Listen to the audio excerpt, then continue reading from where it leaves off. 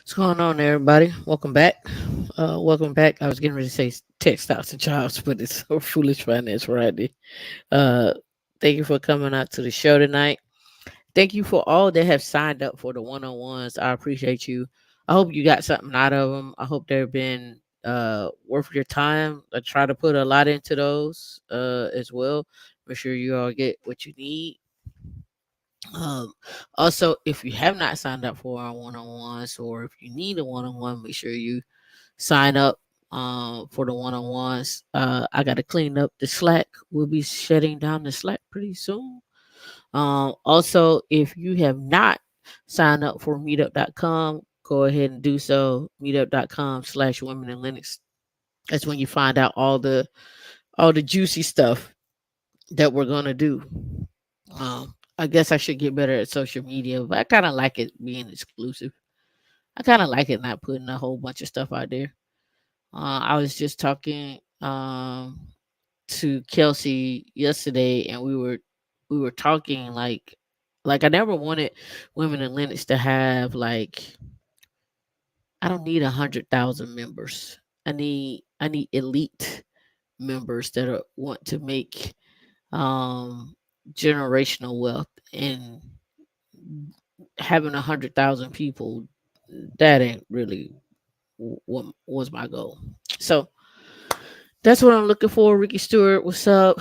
S. Taylor, what's up? D, what's up? Tim Space A. That's what it looks like on the screen.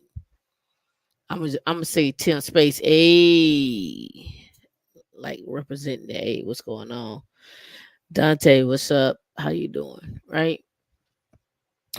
So yeah, so as I call it, I was like, I'm looking for killers. This is what I'm looking for. I'm looking for snipers out here. Trying to train snipers. Zayn, how you doing? Trying to get people ready, right? To be out in this world. And then y'all have a whole crew of people. At least you have, a crew of people that'll be rocking with you. Um on on your journey, right? On your journey. What's going on, Jerry? How you doing? Yep. That's what we want. We want snipers. I want people to be able to be able to look across women in Linux and see other people that look like them, to see other people making money like them. Nobody's hating on you. You made 400,000 last year. You're on your way to making 500,000. Like, it should be okay. It should be okay. Now I'm looking for this, and y'all let me know if y'all seen this. Did y'all see? And I'm trying to find it, where they were saying that last year, and I've seen this before, that black people spent $70 billion, but I keep seeing old stuff, but I don't see nothing new. I don't know. Let me know if y'all seen that out there, because I wanted to discuss that. I wanted to discuss that. Um, I posted on our YouTube page um some information on the community wall of this other website, or not website, this other um show that I found, which I like the show. We're not gonna listen to it. You can go look. Let me switch over so we can have the issues of this. So here, this is a they're in their 20s, young couple out of Atlanta. And what I wanted to showcase was married people, young married, getting out of debt, right? So on this one, they raised 90K in debt, and living in Atlanta. So that's what I wanted to showcase there. So you all can see that. Let me pull it up on the screen here. You didn't switch over for me. There you go. Yeah, yeah. D didn't switch it over. DB on DB back there playing. So here we go. So debt free living in Atlanta is on the community wall. Go check it out. Um, she had, I think, 70,000 in student loans. Um, and so and they became debt free. Um, this one here, you move too slow, D. You be moving too slow for me. Let's go up. Let me go to the channel. Marriage, kids, and money. Go to the videos. Um, they've had the Dave Ramsey crew on there. This one right here, I was pretty good too. Right here, they're in San Antonio. They paid off $137,000 in debt. 137,000 in debt. So I like his little channel. I like it.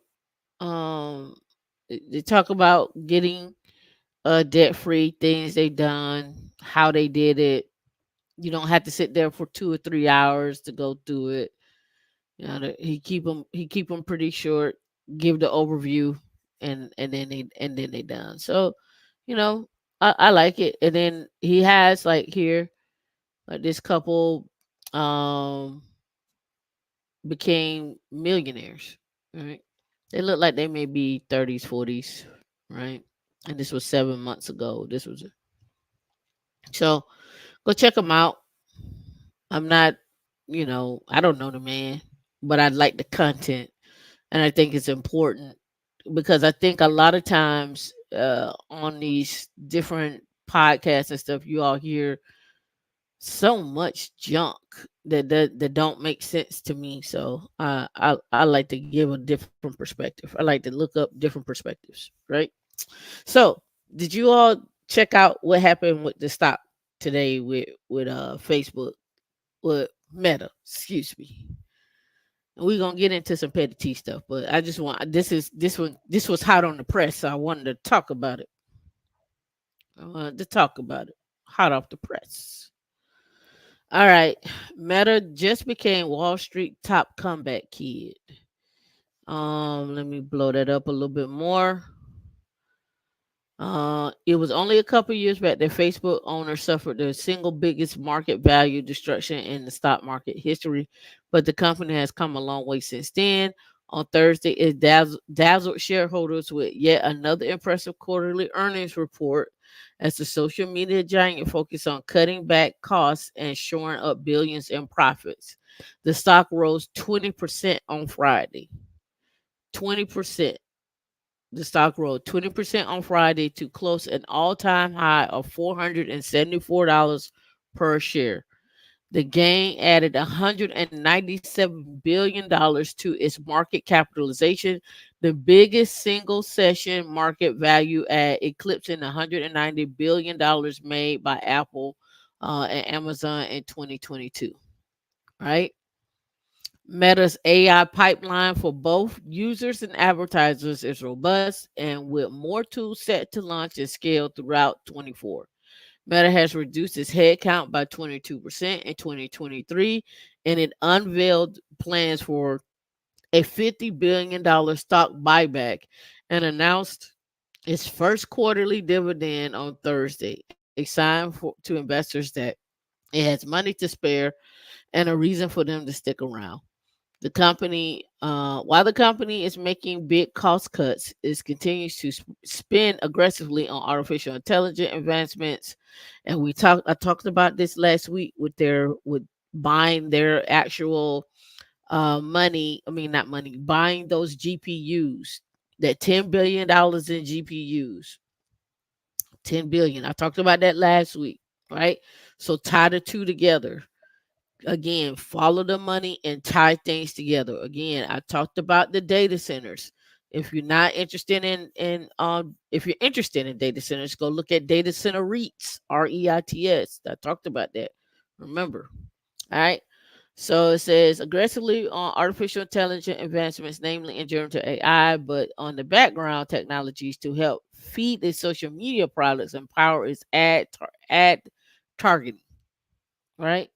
So again, Facebook is still, or Meta is still one of the ones that people still go to for advertising and getting people brought on to target for marketing and so forth. They're still that number one go to, just like TikTok, Instagram.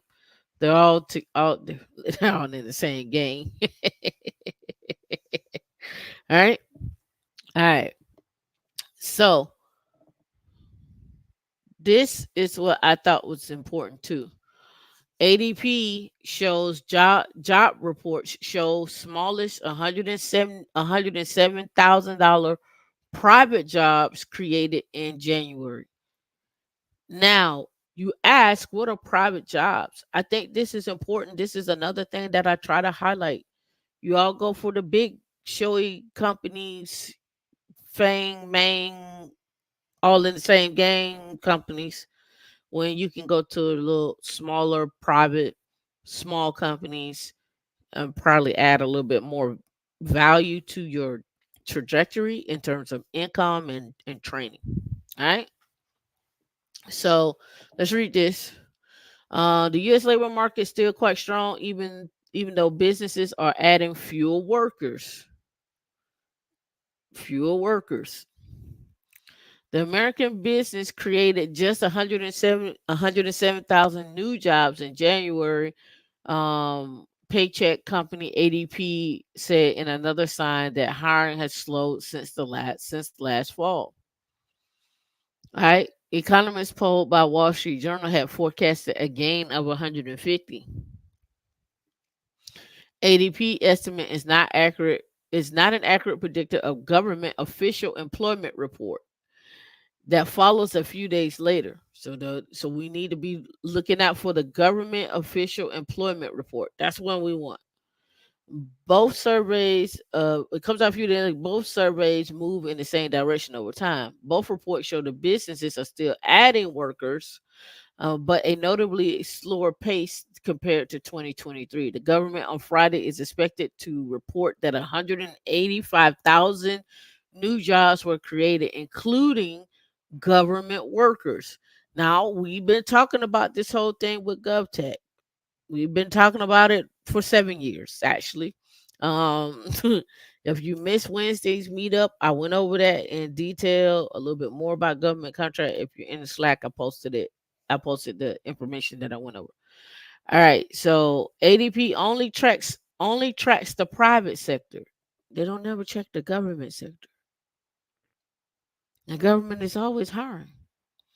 ADP said most of the new jobs in January were created in leisure, hospitality, construction, and transportation. Employment fell in information, a category that includes the media.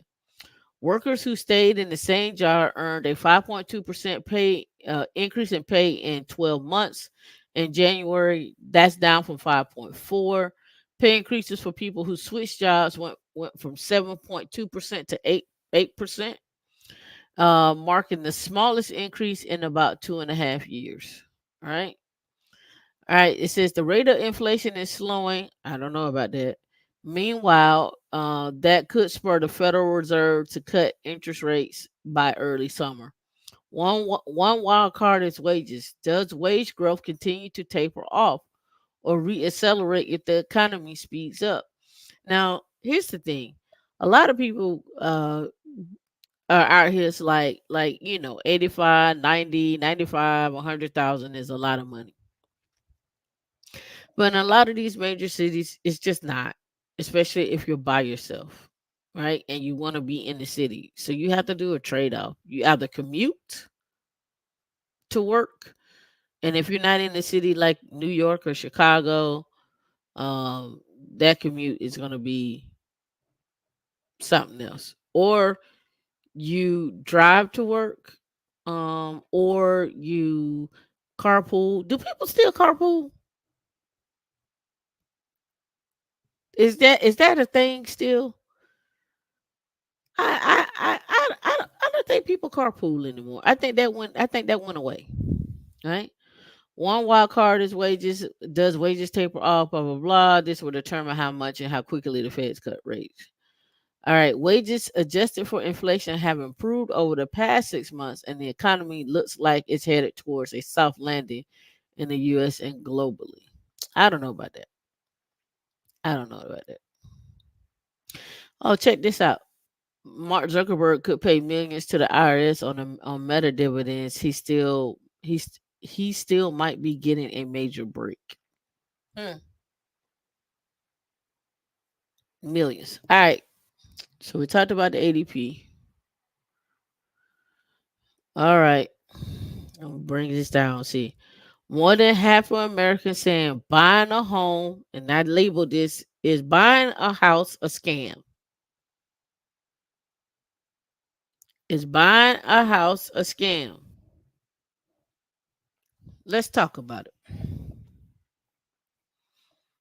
Let's go over buying a home. Let's go through the process here. Let me get my notes here.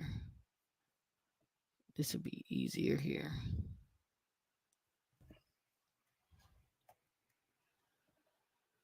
All right, let's go. Mm, mm, mm, mm, mm. Okay, the gloves are off. Maybe I go up to like 28, and then let's go.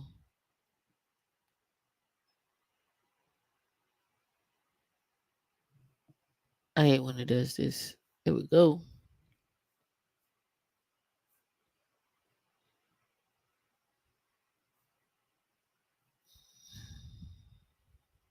Let's go in bold. All right. Scam or not? All right. I look like I need to go up a little bit more.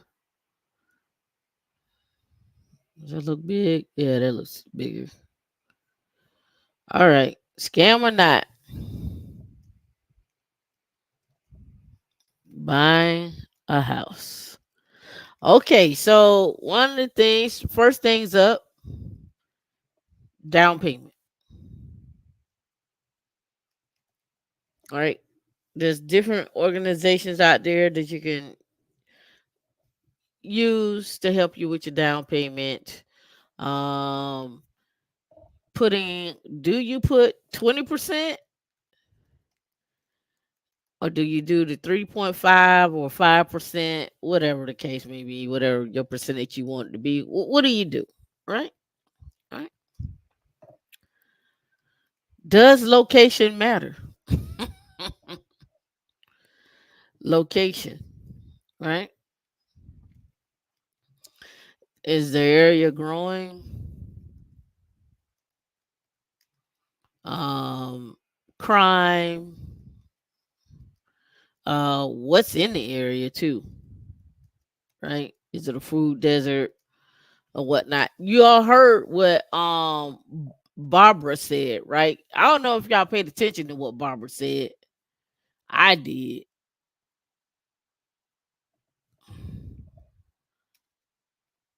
I'm gonna tell you. Tell me how you intake this. Um,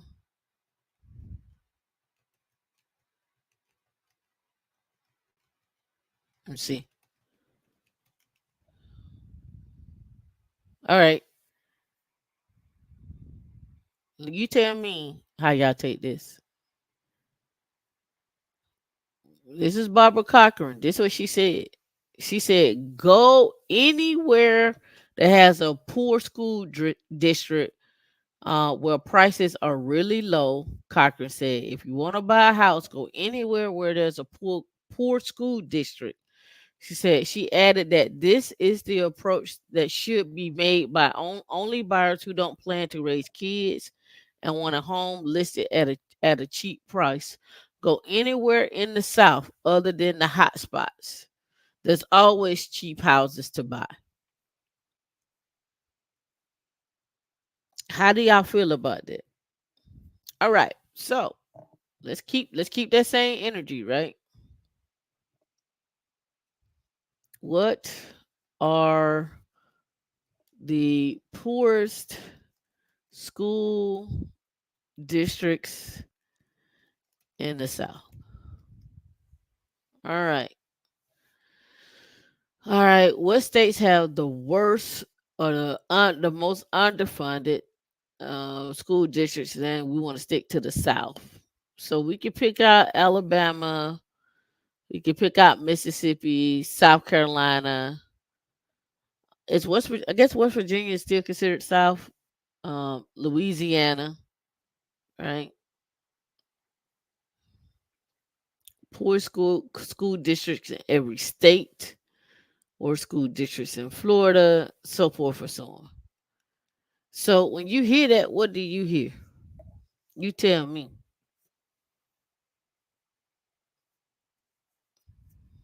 Because when I heard it, I heard go by schools in the poorest districts. It sounds like it's just my opinion. Just my opinion. It sounds like get ready for gentrification to me. That's what it sounds like to me. It sounds like, yeah, go by there. You you know eventually it's gonna have to get turned around. You'll be in on the low end. You'll see your equity increase in maybe another 7 years or so. You never know, but that's how I interpret it. That's how it starts. That's right, D. Down to earth, you say that's a no for you, no for me, because why am I living in a poor area? Now maybe I'll buy and rent the house out. Yeah. So that's what she said, right? That's what she said. Okay. So again, I brought up on the screen crime, what's in the area, uh things to consider, I should say. Food desert, near highway, um any growth in the area, like, is it were they putting in new food stores or restaurants or what have you, right? Just things like that, right? All right, so what else about buying a home would you consider? Location. What about neighbors? I just put neighbors like that. What about neighbors? Are we considering neighbors? What about SD, like they call it, curb appeal? Are you moving in with the neighbors that park on the grass? They park the cars on the lawn. Now, you're asking why I'm going through this, because some people say buying a house is a scam. You look at Ramit. Ramit say buying a house is a scam. You go look at Dave Ramsey. He say, yo, buy your piece of property. So who's telling the truth? Which way do you decide, right? Which way do you decide, right? The other thing too, you may want to consider is, if you're in everything is a scam, right? Another thing too, like if you're in Florida, flood zones. I don't know what we want to call that. I just put down flood zones. I just make it its own thing. Sinkholes. The other thing to consider, like a lot of y'all like moving into condos because you don't want houses. We saw what happened in Florida, right? With that condo. So we gotta consider the actual construction of the building, right? And are they up to code? Right? Are they up to code? Yep, in Miami. All right. So what else are we missing? Maintenance. Let me spell that right. Oh, it says it can't find it. Maintain. I know I'm spelling it all wrong. On the live D. I'm been spelling it all wrong. Ain't they said maintenance? Spelling it all wrong. EC. I mean CE. All right. What am I missing? Yeah, we'll go with that. Boom. Maintenance. What else we missing? We missing HOAs. Well, do we want to put it on there? What else we missing? HOAs. What about water? Water bill. I guess you could call it utilities. What else? What about cutting the grass? Or I guess we put that under maintenance. What about roofs? Taxes. Walkability. So I that go I put let's put walkability. Let's put this under here.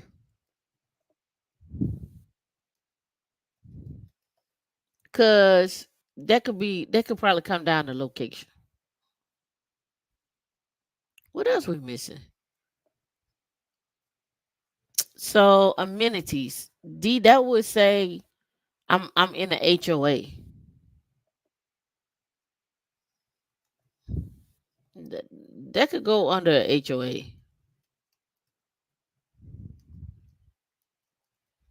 All right. So these things are just a few things to consider, right? So here's the other thing too that I don't think that gets I should put I should also put on here is yeah, traffic. The other thing I should put on here is um the size and this sounds trivial but it's not. The size of the lot.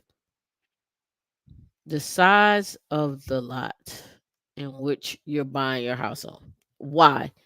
Because I don't know if y'all been in Texas and look at all these newer subdivisions, but y'all got this much space separating you and your neighbor. Like you can literally go stand in your kitchen and look at your neighbor. So yeah, that's something else to consider. Now, why am I bringing this up? So is buying a house a scam? I would say this. I would say if you're not prepared to be disciplined and you're not prepared to focus on putting away, and I want to say 6 months to a year of money for your bills in case you lose a job. If you're not prepared to either cut the grass or pay somebody to cut the grass or pay someone to come and do the hedges or have someone come by and paint or do renovations inside, if you're not prepared to do that, then it could be, I'm not saying that it is, it could be looked at as a scam. Could be. Because a lot of people go out and they're like, oh, I got a house. And then you go buy this 4,000 square foot house or this 3,000 square foot house. And next thing you know, you're like, who cleaning it? Who coming over? What rooms do you use? What, just all these things, right? Maintenance, right? So you got to ask yourself, if you buy this house, what are you going to keep it forever? A lot of people do the 2 years and I'm out and they sell it or they'll rent it out or what have you and they'll move into something else, right? There's a couple of things to do there. But do I think that buying a house is a scam? I think buying a house is a scam for those who are not prepared. That's my thought process. Just my thought process, right? Not everybody has that thought process. Not everybody sees it that way. That's how I see it. So um now here is the article that came out. This ruffled feathers this week. This ruffled a lot of feathers this week. Home ownership gender gap. Single women own more homes than single men. That ruffled a lot of feathers this week. To the I listened to some of the stuff. Some of the things was like women have become the men they wanted to be or wanted to date. I've heard that. I've heard that. I also heard that women buying homes is masculine. I've heard them all. Now, here's the flip side of this conversation. Most people who are millionaires own real estate. So it's a catch 22. Now is their net worth tied up into that? Maybe, maybe not. But um you can look at it another way. You can look at it and say, well, I don't own a home, but I'm debt free. And then you can say, well, you rent forever. You probably paid mortgage after mortgage after mortgage staying in a rental. Like, hey, there are some people in apartment complexes that have been there 20, 30 years. There have been there have been people that stay in these apartments 20, 30 years, right? It would not surprise me, like places in like New York, DC, even California, where people have lived in apartments for 20 years. That would not surprise me. Right? That would not surprise me. No, notary, you say, why are men so angry that women are buying homes? I don't know. Um, I don't know. Again, growing up in Atlanta, I thought that's what you did. You grow up, you buy a house, you do what you need to do, right? Women buying homes is masculine. When the aliens coming over, coming beam me up. Yeah. So like in this article, it says women typically lag behind men in pay. According to the U.S. Bureau of Labor Statistics, while research generally indicates women are less well off financially than men, one key area is which women are likely to fare better than men is home ownership. So in here are the key findings. It says, according to the U.S., single women own 2.71 million more homes than single men. And they said single women own 10.95 million homes, while single men own 8.24 million. Put another way, single women on average of 12.93% of owner occupied homes across the 50 states versus 10.22%. The home ownership gap has increased slightly since 2021. Single women own 10.76% million homes across the United States, and men own 8.2. And it says this means that in 2022, a gap of 2.71 million is 70,000 homes higher than 2021. Also says Delaware has the highest share. Delaware has the highest share of homes owned by single women and has the largest home ownership gap. Not Florida, not Georgia, not Texas, but Delaware, right? Delaware, right? Yeah, Ramit rents. Yeah, I saw that story. We could talk about that too. Right, we could talk about that too. All right, so 15.34% of owner occupied households in the state are owned by single women, 5.89% points higher than the share of homes owned. After Delaware, Louisiana, Mississippi. Now we know Mississippi is getting $10 billion in Amazon data centers going into it, right? So after Delaware, Louisiana, and Mississippi have the highest single women ownership rates. In these two states, is 15.19 and 14.8. Households are owned by women who live by themselves. For comparison, single men 10.7% and 10.8% in the same states. And it says the home ownership rate is the highest among men in North Dakota, Alaska, and New Mexico. Not in the South, not in Florida, not in Texas, not in Georgia, not in Alabama, not in the Southeast, where 50%, 56% of black people live, right? We're not showing those signs like we would. I know we not in Alaska like that. I I know we ain't in Alaska like that. You ain't got to trick me. I don't have to look up the stats. I know. And I know we not in North Dakota and South Dakota like that. We got spots, but we ain't in there like that. So that ain't us. You don't, I don't need to go look it up. You can go look it up yourself. You can go look up and see how many black people live in North Dakota and South Dakota. You ain't got to trick nobody. You know what? Because I'm a truth teller. What is the percentage of black people in North Dakota? I mean, we ain't got to trick ourselves.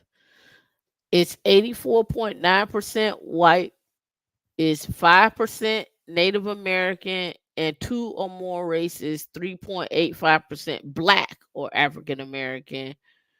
Um Two or more races, and then African American and black is 3.15% in the whole state. We could just switch this out for South Dakota.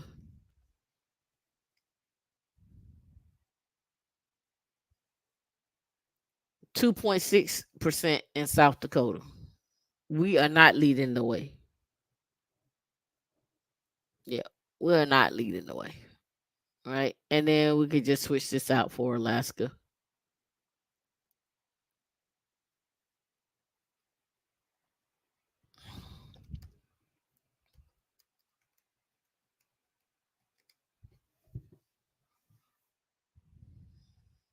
3.7 3.7%. We'll do Colorado too. Colorado has 4.7% black.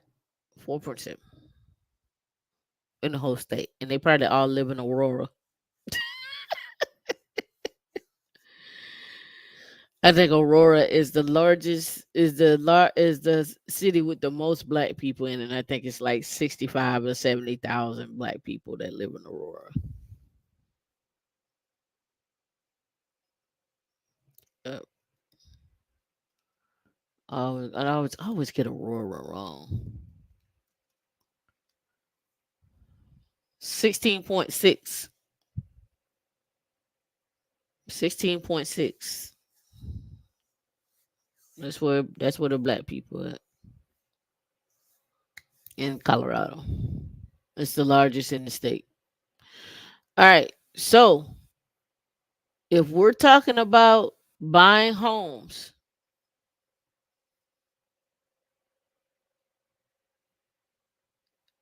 Delaware is number one. Number two, Louisiana. Number three, Mississippi. And they have it out right here. Look, Alabama is number four. Florida is number five. It ain't popping in Georgia like that. South Carolina is number seven. West Virginia is number eight. Maryland makes sense to me. And number 10 is Illinois. Not Texas, not Oklahoma, not Arkansas, not Nebraska, not Kentucky, not Iowa. Nothing up in here.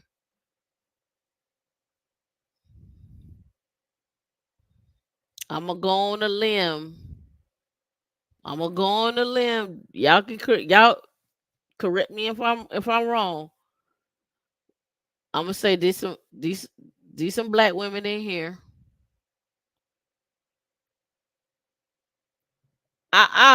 I'll give you some black women in Florida.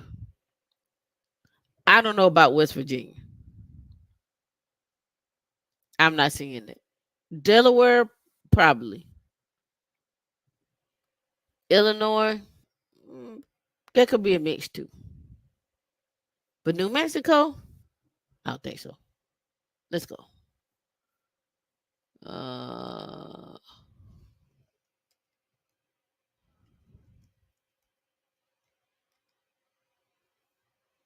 New Mexico is 2.7% black. So absolutely not.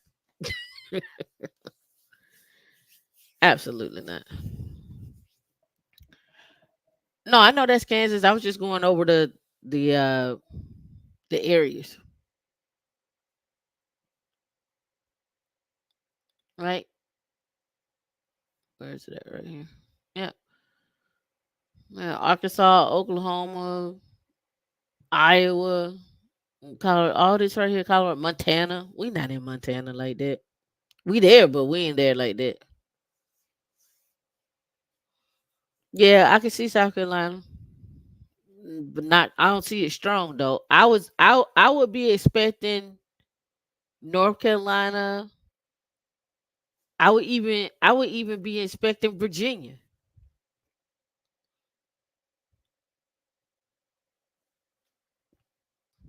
I would even be expecting Virginia. I could say Ohio too, but we don't see that. We don't see that.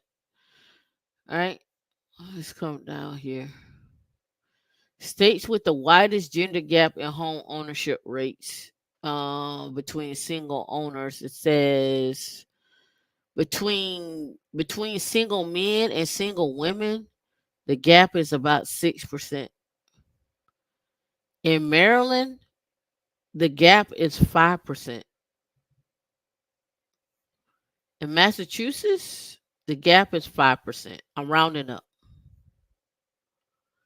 So here, this is what states with the widest gap in home ownership rates between single homeowners. Now, this makes sense to me. We got New York, we have Massachusetts, New Jersey, Delaware, Virginia, North Carolina, Florida, Alabama, and Louisiana. Mississippi and Georgia are not on the list. They got the widest gap, but they don't have Virginia doesn't have the most of buying. Everybody I know go live in Maryland.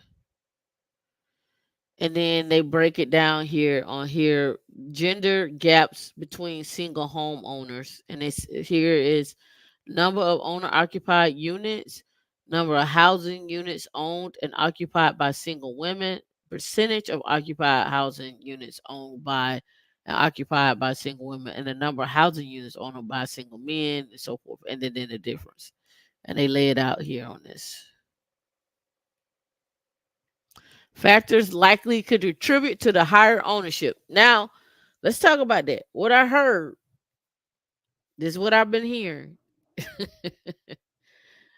The reason why women own more homes is because of divorce and child support. That's what I heard.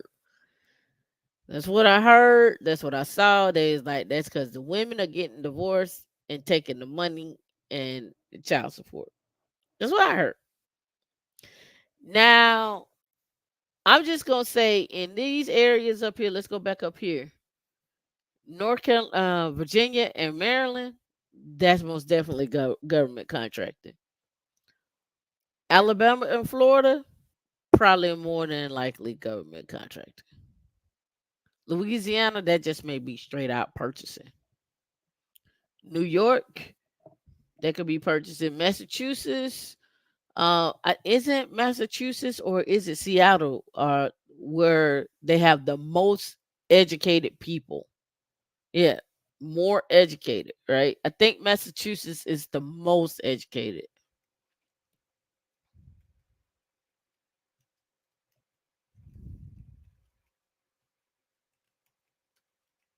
Let's see. Yeah, Massachusetts. Yep. Yep. So it says, and I'll pull this over so you can see it what I'm reading.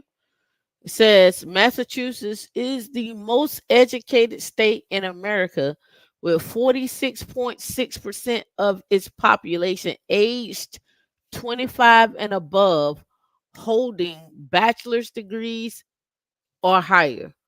Moreover, close to one third of its youth between 18 to 24 have completed some college and associate's degrees.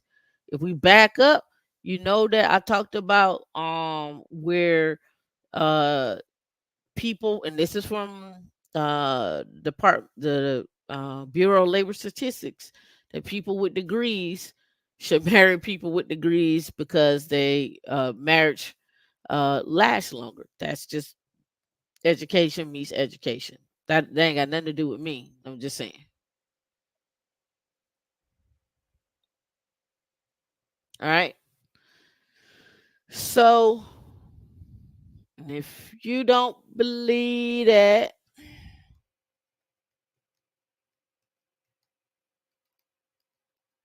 let's see, education, marriage, Bureau of Labor Statistics.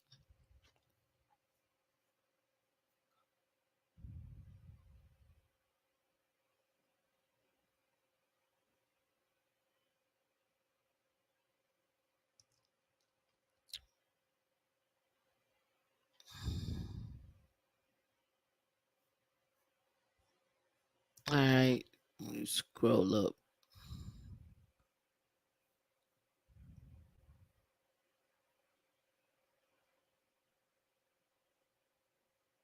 All right.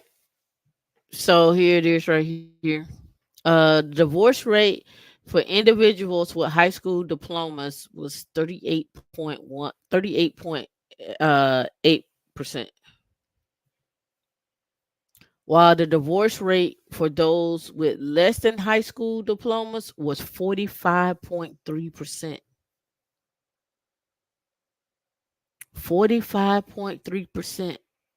I'm not making this up. Like, this is just what the stats say, right? The data consistently suggests that higher education levels are associated with lower divorce rates and vice versa.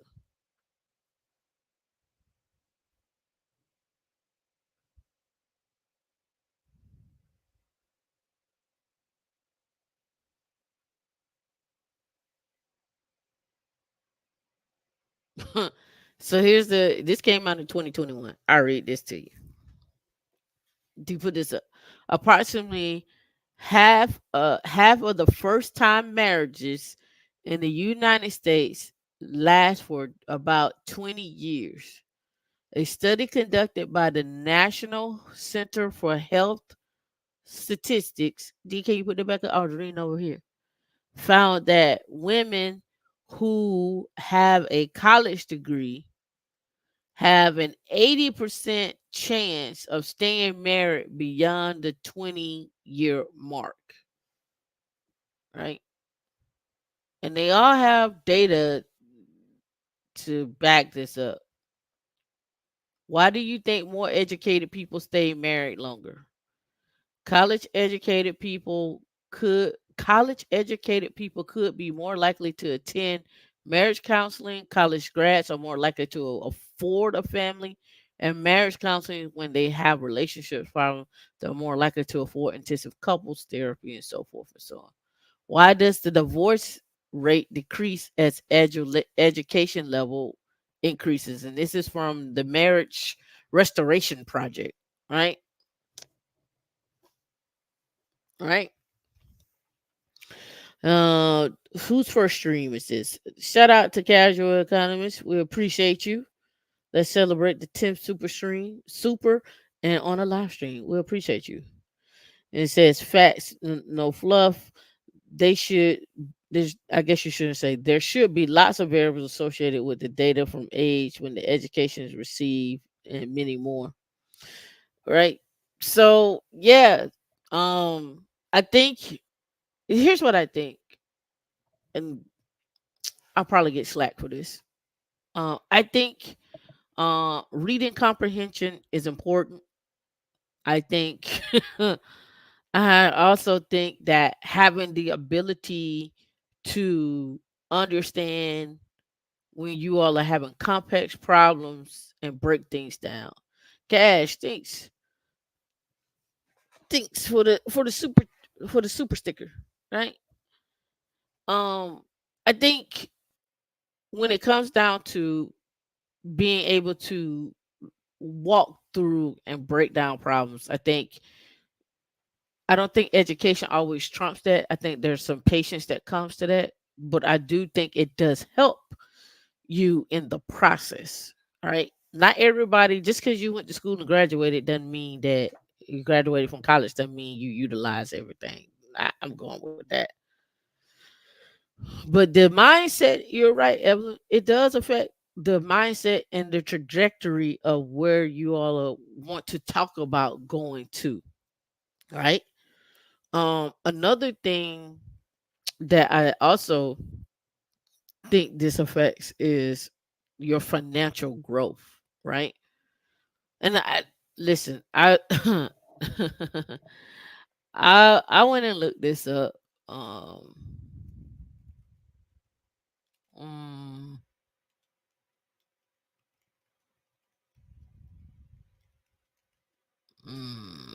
hold on, I'm gonna pull this up for you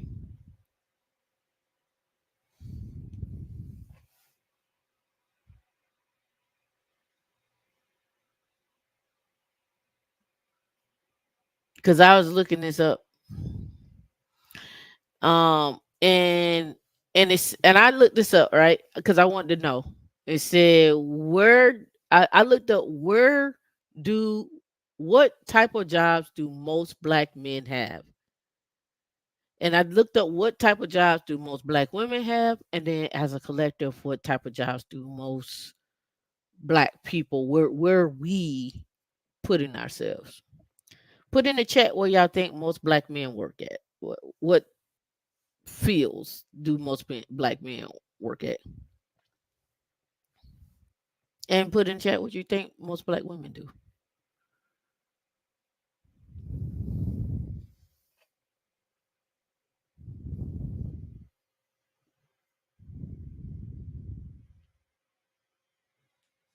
Okay, so according to the Bureau of Labor Statistics, Black Americans make up a large share of transit, health, and security. Transit, health, and security. Most black men work in transit and utilities. Transit and utilities. Black women, healthcare. I don't make this up. Now, why am I talking about this? We could be in trades all day long, but if we're not looking to own, if we're not looking to have the ownership and the processes and the procedures are centered around that, it ain't gonna work. We're gonna always hit about, and you can see it now. A lot of nurses are hitting about 30 to 40, and they're like, and I know because y'all come to me. I know because y'all come to me. Even the truck drivers, y'all come to me. I'm not lying. I mean, you're out there. It's nothing wrong with wanting to shift. You have to ask yourself, and this is something that we got to ask ourselves: do we want to continue to beat our bodies down because it pays well? I'm not saying that we can't do it, but it ain't looking good. Yeah, we make money, but at what cost? I don't think I don't. It's nothing wrong with being in those things, but I think we have to come to a conclusion of like at a certain point we need to get out and then own maybe a staffing service or own the trucks, uh move up to the next level. You can't be on the road forever. You can't be driving the truck for 45, 50 years. It's just picking up people, and the nurses they treating you, you know what I mean? Like it just ain't it. You just get mentally burned out, physically burned out. It just ain't it, right? All right, so let's go. What industries have the most African Americans? The greatest number and the share of majority of or African American owned businesses are in healthcare and the social assistance sector. We so loving and so giving. We want to make sure people are okay. Help that baby up. What's going on with that baby? Take that baby to the doctor. That baby need to see a dentist. That baby, oh, what's going on with that baby? Somebody call the police. You know, like, somebody call the fire truck. You know, like we that right. Get that baby a hug. Right. It says in 2020, more than 38,000 of the nearly 141,000 companies with majority Black or African American ownership, and 28% of the 28% of the total were in this sector. All right, that's just where we're at. Who is the biggest employer of African Americans? I like looking at stuff like this. The biggest employers of African Americans. Let's go. I like this is the kind of stuff I like to look up because I be wondering like where we really work at. You know who the number one is? FedEx. 133,000. FedEx. FedEx. Carrier Global. That sound like HVAC. Altria and Nike. Let me go down here and do four more rows. Let me blow that up. Aflac, Amazon, 292,000. Delta, Public Storage, Nike, Carrier, Aflac, Altria. This where we at. This what we working at. This what we at. Now, not to say that all these companies don't have tech in them. And I'm not saying that. But we've already shown from what we've seen how many of us work in tech in these companies in the total, right? And we also have seen, and I pulled this up, we're only graduating 6,000 out of the 41, 42 African Americans every year. We're only graduating 6,000 engineers every year out of the 42 million of us it is. Now, how many of us are adults that can graduate from college and so forth that we got to consider that? But 6,000, right? But y'all really out here working at Amazon, in the warehouse, and Nike and FedEx, shipping and receiving, right? These are just little things I like to look up. Now, what is the average pay at FedEx? They just went through the negotiation, right?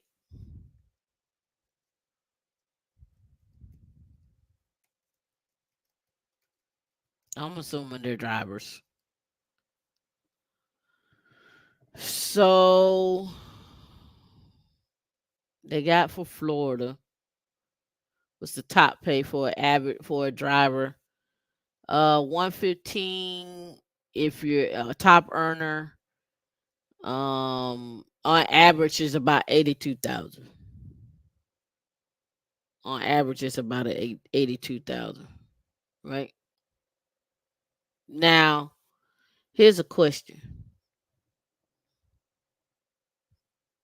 How what's the average length of time for a FedEx worker, for a driver? What? How long do they last?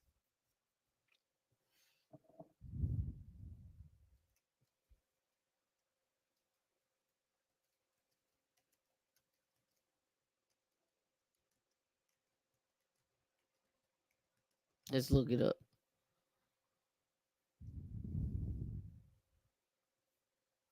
I just want to see how long they last. I don't know. What's a good way to look that up? Length of employment.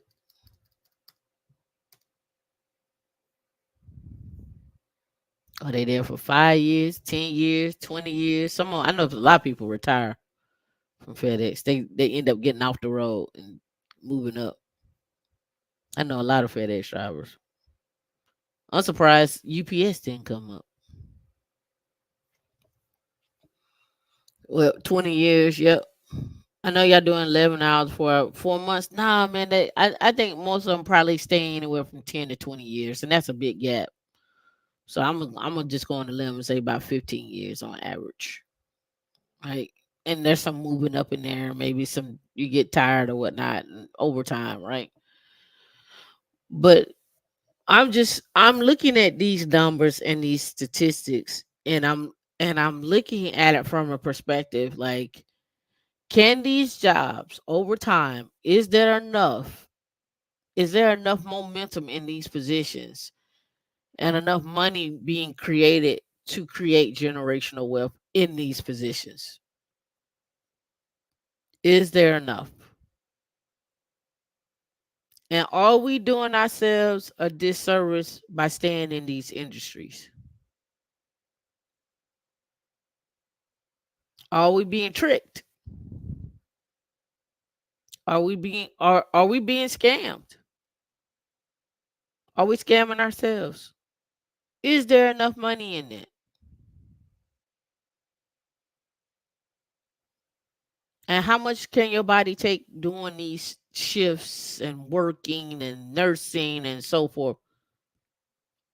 Yep, that's assuming a driver lasts 5 years. Yep.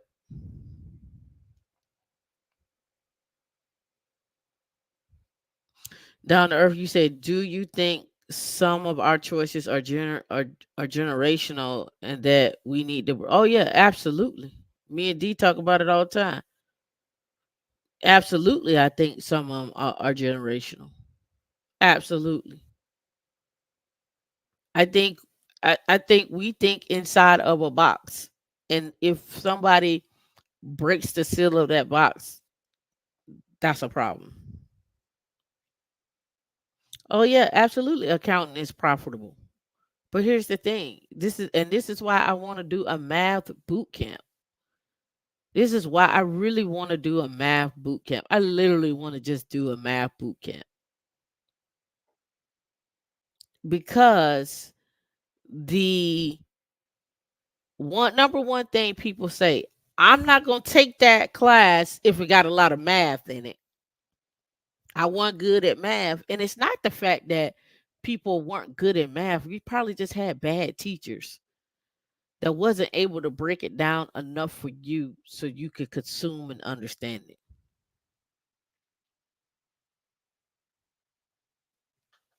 Do you think so? You think we choose careers based on our needs in our community and or our family? How does FedEx help the family? Is that because we know we're gonna get a guaranteed paycheck? Is that what it is?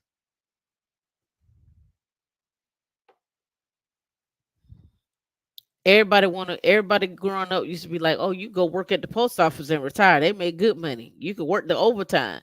And that's the other thing too. A lot of these jobs you gotta work the overtime in order to see the money. And I knew when I was coming up, I told D this the other day. I remember walking. This is when you used to go to the store and buy resume paper. I don't know if y'all remember this.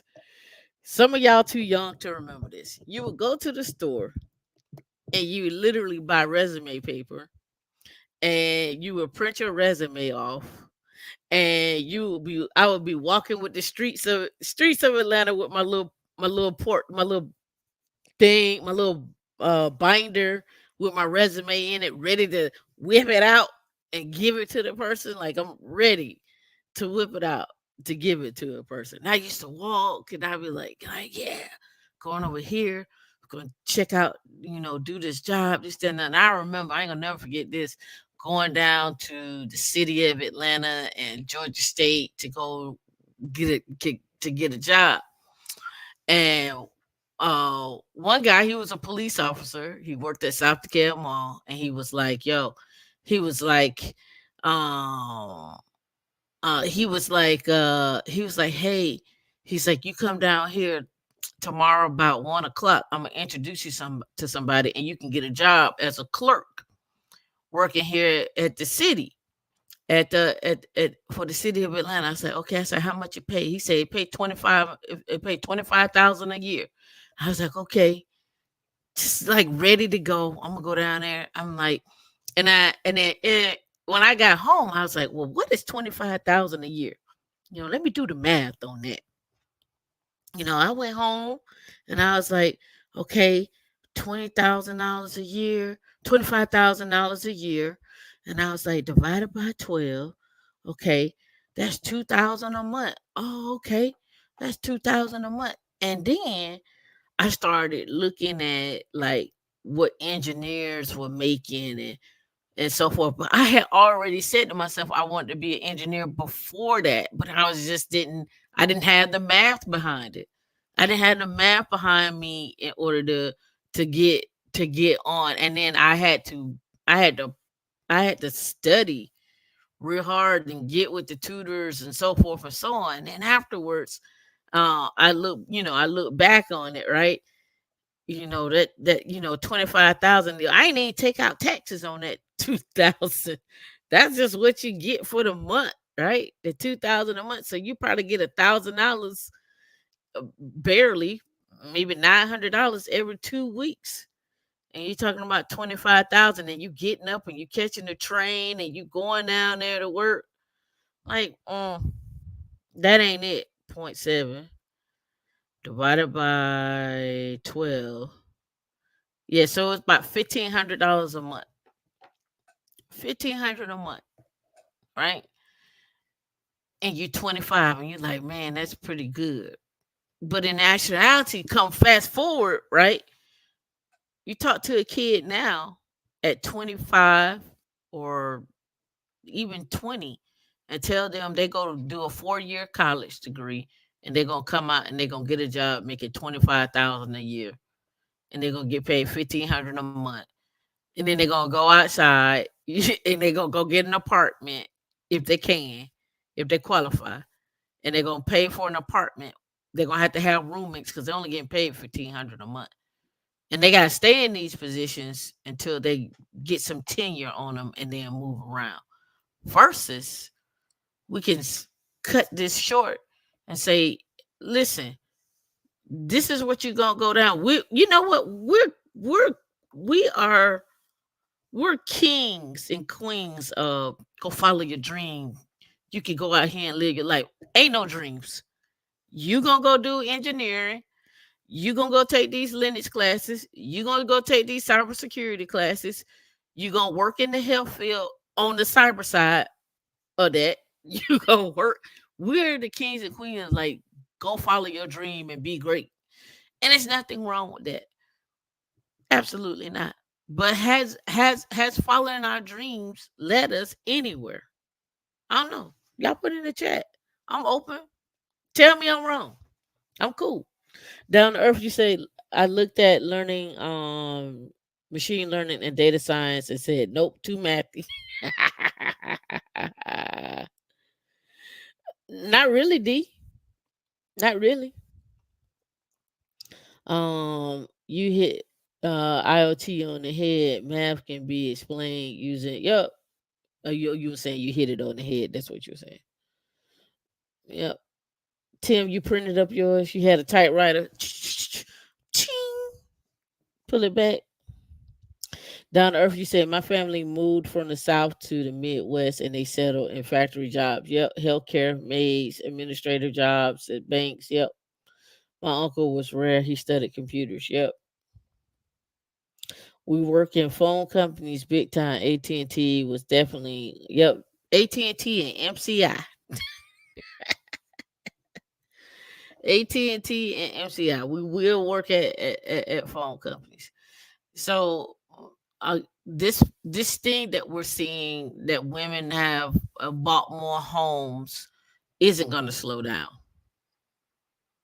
That's not going to slow down. I would love to see the data on where those women worked and where those men worked to showcase the trades and stuff, right? I would love to see that data, like where those women working at, right? I would love to see that. So I brought all this up because it's again part of Foolish Finance Fridays, and again I think somebody answered earlier as Taylor. You said we're being scammed. We're scamming ourselves on some of these trades and careers, and there's nothing wrong with them.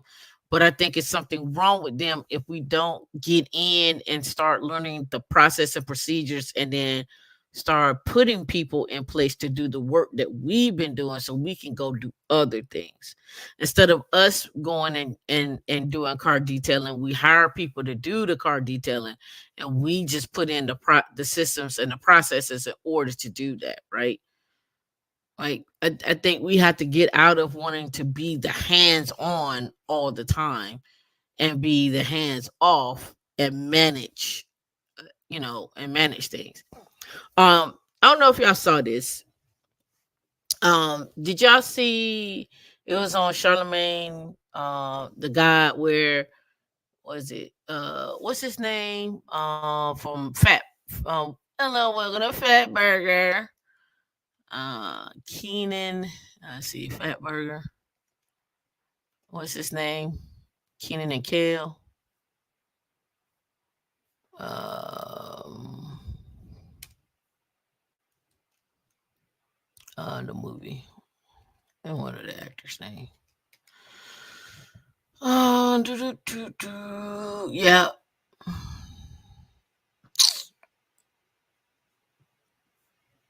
Mm, I forget. I think his name. Good Burger. Yeah, Good Burger.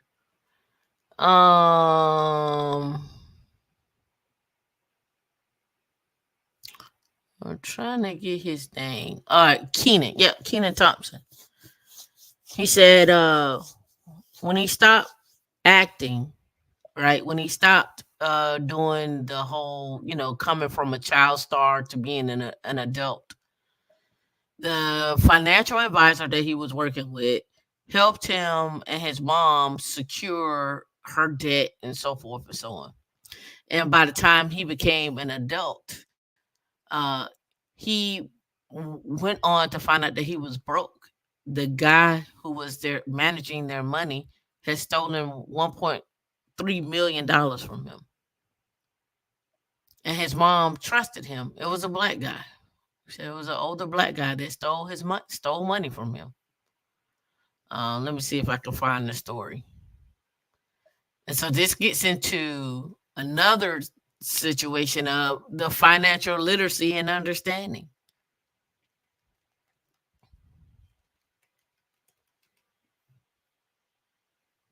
1.5 million. He says his accountant stole 1.5 million. You can go listen to it right here. But he said my accountant stole $1.5 million from him. Right. And what's crazy, what's so crazy about it is, you know, you go out thinking you could trust somebody. Here it is, right here. You go out and think you could trust somebody, to manage your money, to help you out that look like you. And then on the back end, it's the same thing with Steve Harvey. On the back end, you're stealing from the man, or you're not even paying the man taxes and so forth, so on. and we see it time after time after time after time after time.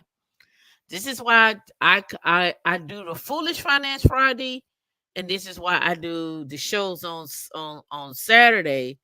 We're gonna talk about making dumb mistakes, but let's talk about how we correct those dumb mistakes, right? Let's talk about the dumb mistakes on Friday. Now let's wait. Let's go to sleep. Let's wake up. Now let's talk about how we autocorrect. How do we not make those same mistakes? And understanding what an index fund is, what an ETF is, what a mutual fund is, what is a PE ratio, how to read a 10K, how to sit on an earnings call, how to put your questions in, how to read a report, how to read a prospectus, how to look at what you should do in investing, how to do a custodian account. I got these books right here.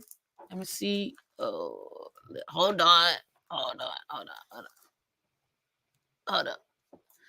I'm gonna go through these, but I haven't finished them yet. But stock market investing for teens, right? I'm probably gonna make just little bitty shorts of what I think is important coming out of here and add some stuff to it, right? Little clips. But I wanted to do that, and I wanted to talk about getting kids so you all can, you know, you leave your kids $500,000, say, in a life insurance policy, and now that kid is, I don't know, 30 or 20 or whatever the case may be, whatever, whenever that happens, and you all hoping that they've been watching you, but you haven't been talking to them. You just hope they've been watching you, and you haven't talked. You haven't talked. Yeah, that financial. Yeah, the dummies books are great, but I wanted to. Um, the whole reason for Foolish Finance Fridays is talk about the dumbest things that we've seen, and it's not a bad thing.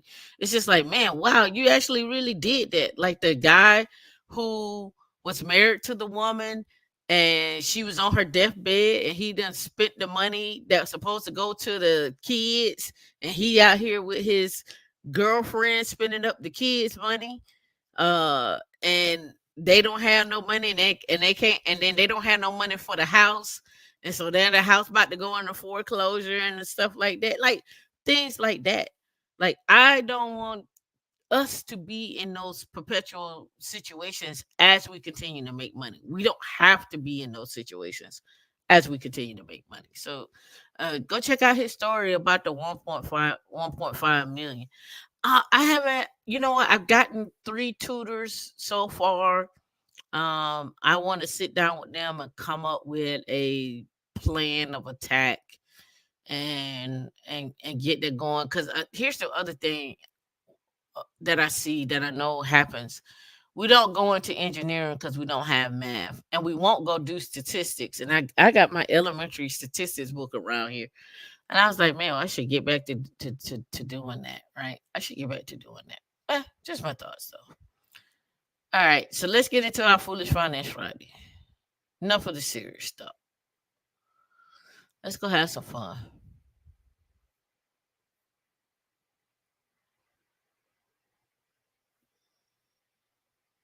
All right, you ready? All right, so how a scam artist stole an eye popping $50 million from elderly people, $30 at a time.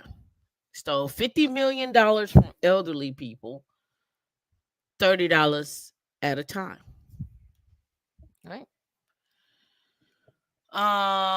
Prosecutors say Ryan Young raked in nearly $500,000 a month through a scheme with a Ponzi prize letters that preyed on older victims across the U.S. and beyond. All right, so it's a little blurry. Let me blow that up. All right, letters went out like clockwork every month. 750,000 of them. They bore tidings of great wealth, declaring the recipient had won a large cash prize. All they had to do was send as little as $30 for processing fee to claim it. And every month, some 2% of the recipients, or 15,000 people, would send a $30 to $50 check, according to the court documents. And all they amounted to $450,000 a month.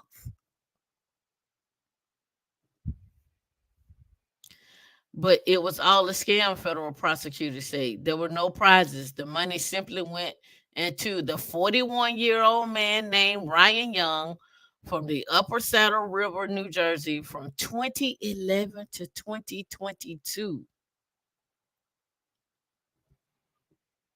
Young and co-conspirators raked in $50 million through the scam. They scammed for 10 years, 11 years, 11 years, and gained $50 million.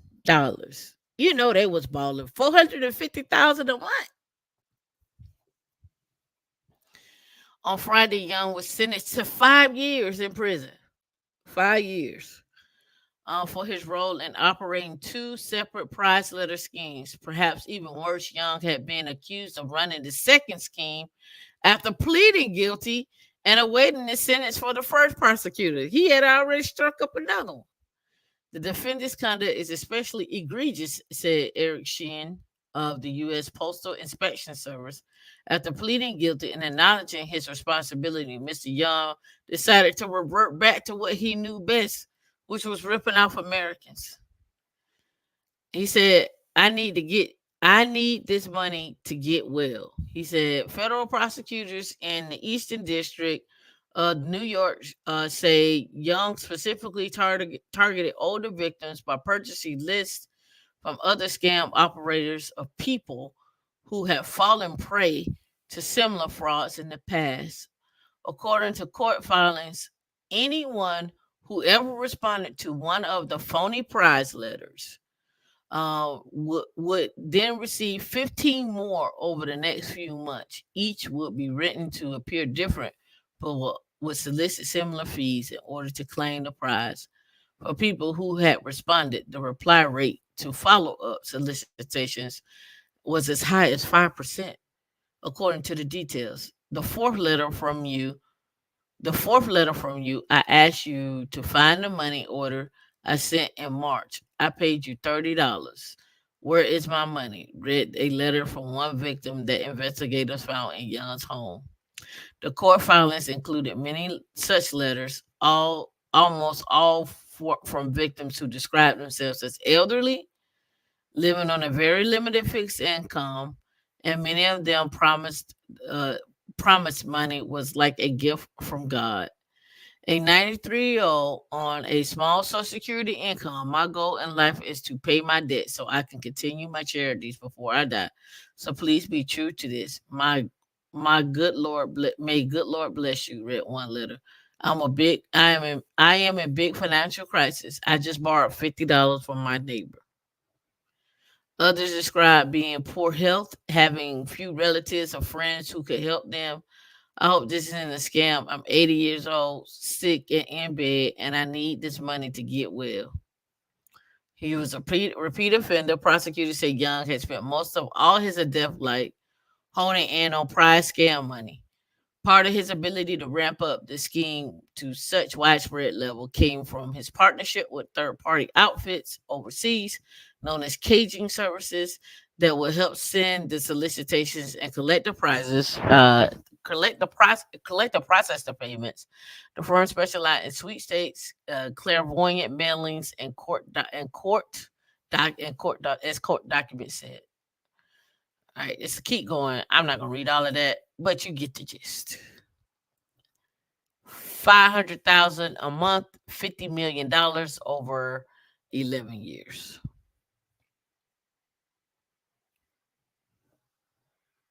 So this goes back to what I was saying here. More than half of Americans say buying a home isn't a marker of success. What we've been fed our whole lives is not necessarily true. It's a scam. It's a lie. All right.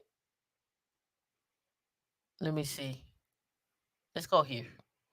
Have y'all heard about loud budgeting? I saw this a couple of weeks ago. I meant to report on it. Loud budgeting. Um, so let's get into it. Gen Z money trend calls for curbing your spending by setting clear boundaries. Sorry, I can't go out to dinner. I got a $7 a day to live on. Go ahead and send Venmo. Let me blow that up because it looks a little small on the screen. Go ahead and send that Venmo request. Skip the drinks and just do dinner, and have the courage to raise your hand in the group chat and say, actually, no, I can't afford another club, uh, another nightclub with $40 covers, and perhaps a cozy night instead. Welcome to the wonderful world of loud budgeting. The TikTok trend calls for curbing your spending by declaring your financial limits, because in this economy, there's good chance everyone else is just as broke as you are. Loud budgeting. Someone asked if you're free tonight. D, can you put this back up on the screen? Someone asked if you're free tonight. One response might be, "Sorry, I can't go out to dinner. I've got $7 a day to live on." It's a 26-year-old that says this. It's called Loud Budgeting. His post explaining the concept has garnered more than 1.4 million views on the social media platform. It says it is not I don't have enough, it's I don't want to spend.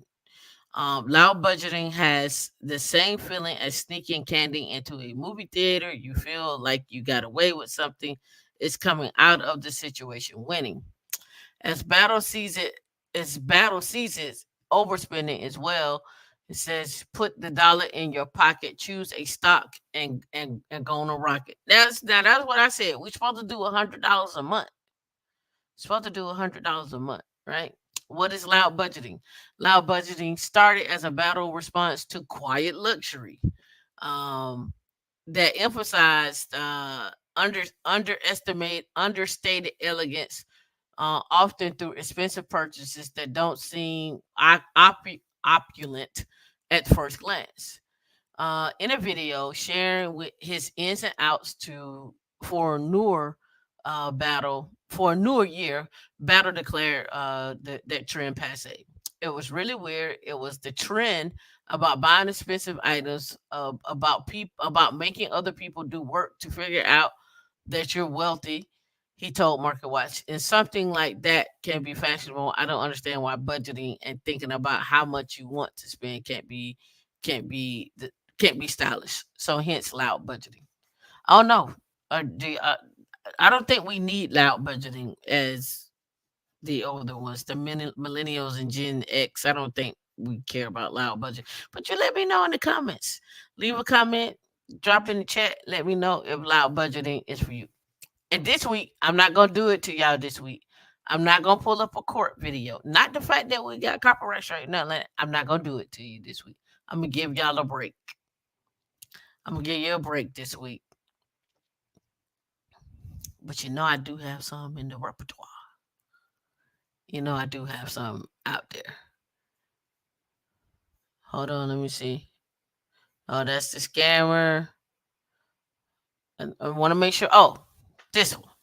All right, so I wanted to talk about this because this is something uh I wanted to bring up. I think I did it the other talked about the other day. I talked about how the DUI, not the DUI, but the marijuana is stopping the 18 to 30 year olds from getting jobs. Let's talk about the financial setbacks you get from DUIs.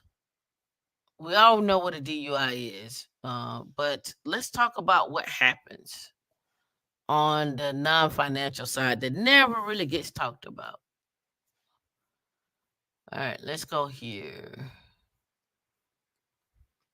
All right, so the non-financial consequences is the jail time, and they say non-financial. I think this is financial. The jail time, the driving privileges, right? the community service that you have to spend, things that you got to do to take away from your family and friends, right? Your employment, it could affect your employment, could affect your professional license. And I didn't know this. Many colleges would deny applicants who have a any kind of criminal conviction on their records, including a DUI. I didn't know you would get denied to go from going to college because of a DUI. That's the first for me, right? And then housing. Landlords and property management companies will often require background checks of prospective tenants, potentially causing your application to be denied. Immigration and travel. You may be denied entry into some countries with a recent DUI. This blog provides more information on it. And then child custody, a DUI could affect. So why did I bring this up? So your DUI could cost you more than just your license or somebody else's life or whatever. It could be so many other things that come out of a DUI.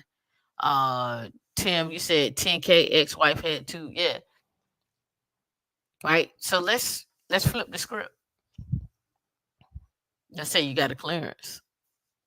Let's say you went out one night, um, after party, little something, something, something, and you get a DUI. You could run the risk of losing your clearance, which means you lose your money. It means you lose your livelihood, right? And we just saw here, if they do a background check on you, you could come up with a loss of income, a major loss of income. So be careful, especially if you're truck driving, your FedEx drivers, post office workers, home health nurses, the whole nine. Ain't a good look, right? So I wanted to talk every week. I'm gonna bring up one. So last week I did marijuana, then DUI. What's another one I should do, D? Drop in the chat. It's another one I should do that keep you your wages lost, your background checks screwed up. Uh oh, I know another one. Stealing. Stealing. Let's talk about that. Let's talk about stealing. Yeah, theft. And theft comes in many forms. Theft comes in many forms. So we're gonna talk about the dangers and stuff on that.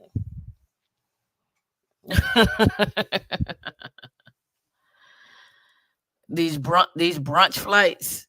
Yeah. Yep. Stealing from banks, stealing from Target, smash and grabs. Yeah, armed robbery, getting caught out there, all of that stuff. Right? What's the setback of your future gain? Right? What's the setback of your future gain? So I'm not gonna say no names of who this happened to, but I know somebody personally this happened to. The job was offering relocation. It was paying 150,000 a year, and a DUI came up in the background check. Guess what happened? And it was from maybe 5 years prior. You know what they said? No soup for you. They didn't care. You know who else is like that? They don't want to see it on there. Um, the oil rigs, working on oil rigs. I ain't gonna never forget this. This is when I was at school, and Slumber J came in, and Slumber J said, "How many of you in here got a DUI in your background?" And he was like, "Nah." He's like, "Okay, n- do you have anything in your background for the last 7 to 10 years? Because if it come up, if you got fired from a job, if you got a DUI in your background, we're not gonna hire you." They were going back 7 to 10 years. They were having you working out on the oil rig. They was like, because you can't be trusted, and this is a job where you out there, you isolated. I was like, I don't think I want to go work on the oil rig, even though it probably would have been fun. But 7 to 10 years. You said some of these laws that just give teens a slap on the wrist for stealing are about to change because folks are sick of it. They might have these jokers doing some time. Yeah. And so what I'm pointing out is the things that you do as a young person could affect you in 10 years. The things that you do even at 30 or 40 could affect you down the road. So choose wisely and how you handle your finances, how you handle people around you. If you know you got people that are around you that go out and they get drunk all the time and you got to babysit them, that may not be the person you want to be hanging out with. You don't want to do that person, right? You, you can people that and this is part of Foolish Finance Friday because you could just be caught up. You're like, that's my people's, but your people's can get you caught up and have you sitting out there looking like Boo Boo the Fool, and you be like, this ain't my life, child. I'm not doing none of that. I ain't doing that. So you want to make sure that you all are taking care of your boundaries with your people. Watch who you're hanging out with. Watch where y'all are going. Start hanging out with people that want to do finances, that want to talk about wills, trusts, uh, no estate, no date, those things, right? Yep. Yeah. You don't want your money. You don't want to stop your potential growth, right? And when I say this, a lot of people think I'm talking about your financial growth, but you getting married to someone or you being in a relationship with someone, you could stop y'all's growth together because we can't we can't go here because if we leave here, you may not get a job because of something in your background because you did something over here 15 years ago, right? So why have that worry on your head? Don't y'all get tired of worrying about that? I would get tired of worrying about if I feel like this application, they're gonna be, I can't do that. I don't want that life. I don't want that life. Right? Helmet Chili, you said and have them saying they're the beneficiary of the trust. Yep. Yep. You all need to have something to lose. Yeah. Yeah. And at the end of the day, not even just something to lose, but don't you want to look forward to something? Don't you want to look forward to something? Don't you want greatness for yourself? Don't you want to see greatness for your family? And when I say family, not everybody has a husband and wife and children. It could just be you just think you got dope first cousins, a dope second cousins, a dope aunt, right? And you just want to see them shine. You're like, you know what? You've been working all this time. I just want to make sure you go on a little vacation. We'll pay for you. And then, man, I know y'all gonna kill me when I say this. I just want to pay for your little carnival cruise. I just want to pay for your carnival cruise, right? You go eat dinner with the captain, right? Just, just have some fun. Just have some fun. Yeah, all inclusive, a little something, something, right? Go on a trip, have a little fun. Y'all gonna get in the water. Just don't fall off the ship to get in, in the water. Just get in the pool, right? Hey, do a little electric slide. Do a little Tom Joyner electric slide. Go beach up somewhere. Go ashore. Go on a little excursion. It's nothing wrong with that. Enjoy your life, but don't let your bad decisions stop you from your career trajectory, right? And it could be it could stop you in your marriage too, right? So y'all, we all right. Oh, Shay, what's going on? Don't forget to get the lights up. Don't forget to hit us up in the AM because we will be live in the AM. We got 28 likes and 47 people here. All right. And also, don't forget to share this with your friends. I said I ain't gonna do no what you call it tonight. I was gonna do the video tonight. I ain't gonna do it tonight. I save it for tomorrow. We'll have a court session tomorrow. It'll be fun. I got one. So what you say? Your money funny because you playing too much with people who who rolling funny. Exactly, exactly. Y'all want to pop? What was that trend that was going on? Is it still? Are they still doing it? Where they buy the bottles in the club and they just pouring it out?